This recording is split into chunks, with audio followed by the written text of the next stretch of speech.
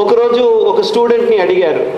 ఆ స్టూడెంట్ స్వామి వచ్చి పూర్ణచంద్ర హాల్లో పిల్లలందరినీ పిలిచి అట్లా మాట్లాడుతున్నప్పుడు ఒక అబ్బాయి అడిగాడు, స్వామి 10th క్లాస్ అయిపోయింది స్వామి, 11th క్లాస్లో ఏ గ్రూప్ తీసుకోవాలి, సైన్స్ తీసుకోవాలా, మ్యాథ్స్ తీసుకోవాలా, కామర్స్ తీసుకోవాలా అని అడిగారు.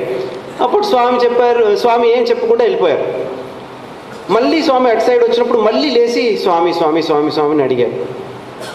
అప్పుడు స్వామి చెప్పారు, ఆల్రెడీ నీకు చెప్పాను, మళ్ళీ మళ్ళీ ఎందుకు అడుగుతావు అన్నాడు స్వామి. అందరు ఆశ్చర్యపడిపోయాం. స్వామి ఎట్లా చెప్పారు, ఇప్పుడే అతను చూడకుండా అట్లా వెళ్ళారు, నీకు ముందే చెప్పాను కదా అన్నారు స్వామి. తర్వాత అతన్ని అడిగినప్పుడు వాడు చెప్పాడు, నేను నా రూమ్లో నా కబోర్డ్లో ఒక 2-3 చిట్లు వేశాను స్వామికి ముందు. ఆ స్వామి ఫోటో ముందు 3 చిట్లు రాసి కామర్స్, మ్యాథ్స్, సైన్స్ అని రాసి స్వామి ముందు వేశాను. స్వామి దీంట్లో ఏది వస్తే స్వామి చెప్పినట్టు అనుకుని అట్లా వేశాను. సైన్స్ వచ్చింది, కానీ నాకు సైన్స్ అంత నచ్చలేదు.